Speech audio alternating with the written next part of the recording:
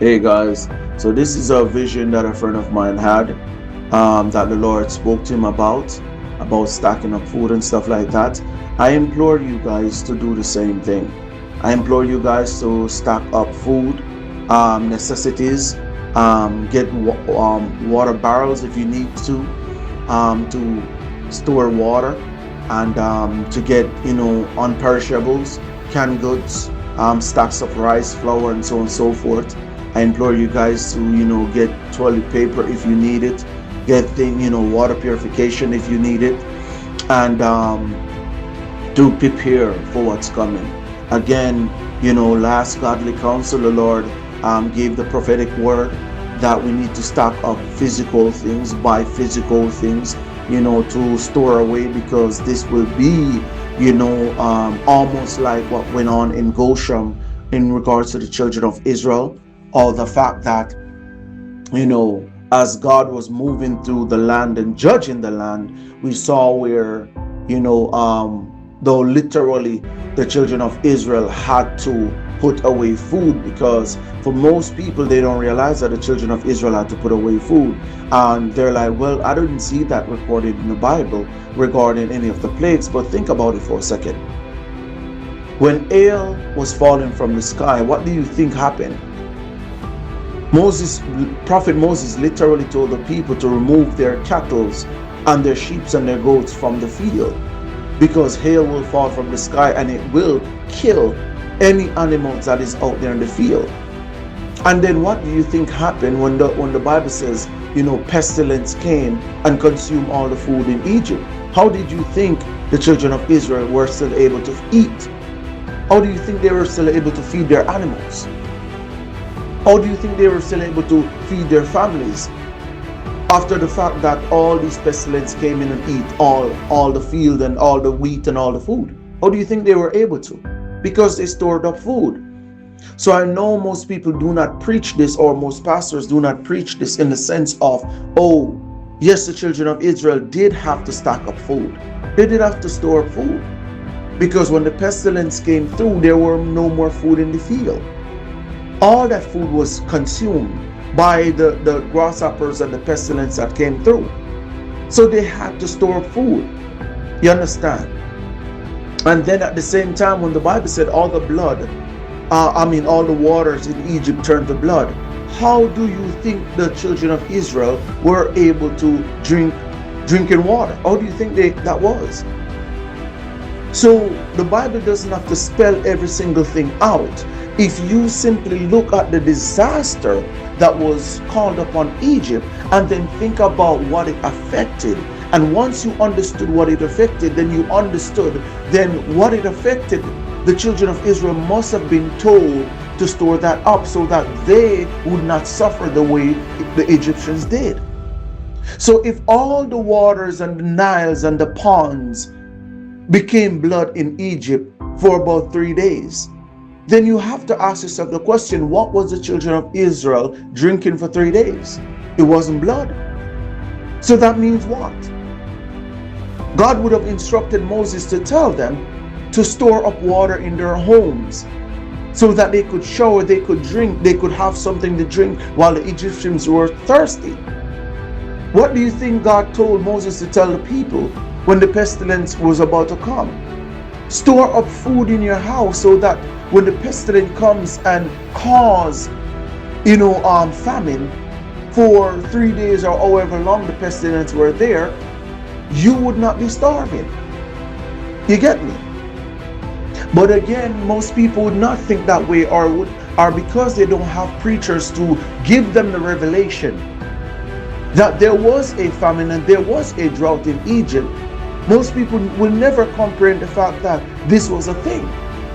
Because the destruction and the judgment of God was very clear, what it touched, what it affected. But no one asks a question, if it affected these things, how was the children of Israel able to do all they did? Well, the Bible said it did not touch Goshen.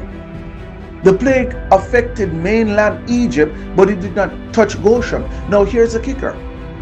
When the Bible said it didn't touch Goshen, was the Bible saying that Goshen literally was not affected by it? Or was the Bible saying that the effect of the plagues did not touch Goshen. Which is it? What do you mean? Well, let me break it down for you.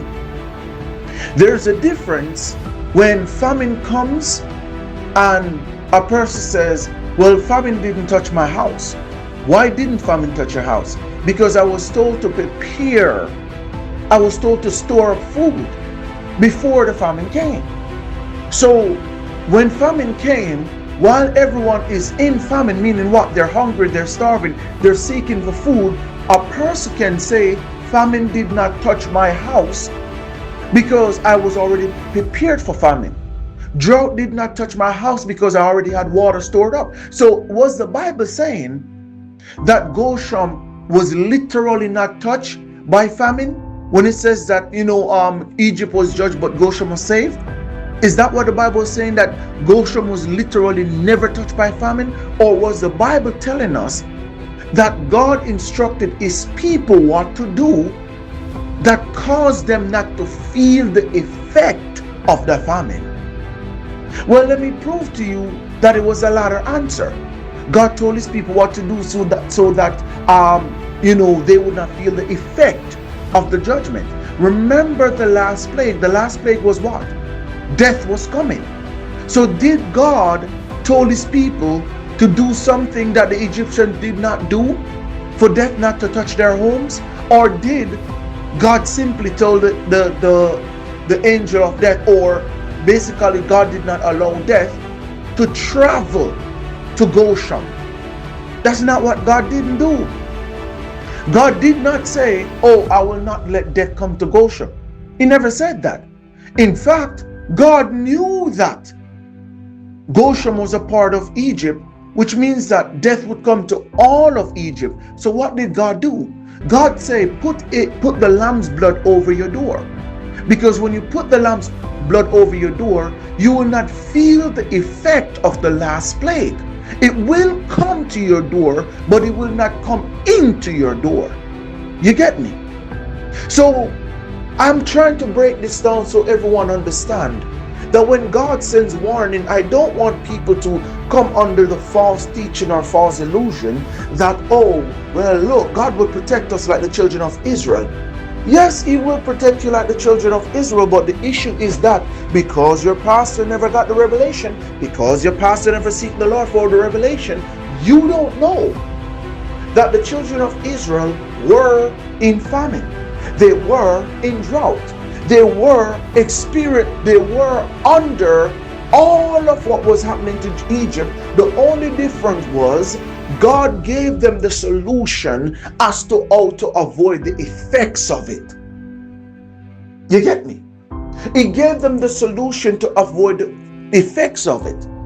So when it came to pestilence eating up all the crops and all the fruits and all the food in all of Egypt, what do you think God told Moses to tell his people? Store up food. Because pestilence is coming to rid Egypt of food. What do you think happened before all the waters in Egypt turned to blood? God told his people to store up water. You get me? So when you think about the fact that warning did come and revelation was given and the people did address this thing properly, then you realize, oh no, it's not like God is like, hey, angel of famine, angel of, water turning to blood, angel of this, that, and third. Do not go over there. Now, I understand I'm judging all of Israel, but do not walk over there. That's not what God did. God made provision. God made sure his people were covered. Why do you think the Lord allowed the story of Joseph to be recorded before the story of Moses? I want you to get your revelation now, because I'm dropping this revelation as the Lord is giving it hot off the press. Why do you think God allowed the story of Joseph to happen before the story of Moses? In the story of Joseph, what did God do? God let everyone know famine is coming to Egypt. Then God allowed his servant Joseph to let it be known that, hey, we need to store up food. Because even though famine is coming, we don't have to experience famine. Even though famine is coming, we don't have to experience it. So yes, it will come upon all the earth. Yes, it will come upon everyone and everything. But guess what? We don't have to experience it because we were instructed, we were warned. But I need y'all to understand that it's not everyone listened to Joseph. And I need you to understand that it's not everyone listened to Moses. Because you have some Israelites back then that were trying to relate more to Egyptians than they were to keeping to their identity and their God. So you have certain Israelites back then who refuse to put blood on their door because they feel as though if the Egyptians sees the blood on our door, they would believe that we are in cahoots with Moses. And if that happens, then that means that we will be punished for it. So guess what? It's a lot of Israelites who died the night of the last plague. Why? Because they didn't put the blood on the door. How many Christians you know God has sent warning in his church, sent warning in his ministry, and many Christians are like, all I have known all my life is to pray and God will cover me, so I ain't gonna stack up nothing. Until a major pastor with a major platform tells me to stack up, I'm not going to stack up anything. Until a major pastor tells me this or that or the third, I won't do it. So you got many Christians who, they're listening to the world, they're listening to economics, they're listening to this person, that person, but whenever it comes to God's servant, they will not listen because guess what? Well, everyone else is acting normal, so I'm good. Do you not know that the Egyptians were acting normal right up until the famine came? Do you not know that they were acting normal right up until Moses turned the water into blood? Do you not know that they were acting normal right up until the death angel came? Or the angel of death, or whichever one you want to call it? Do you not know that they were acting normal until death came to their door? Do you not know that? Do you think they were acting different? Absolutely not. So what am I saying?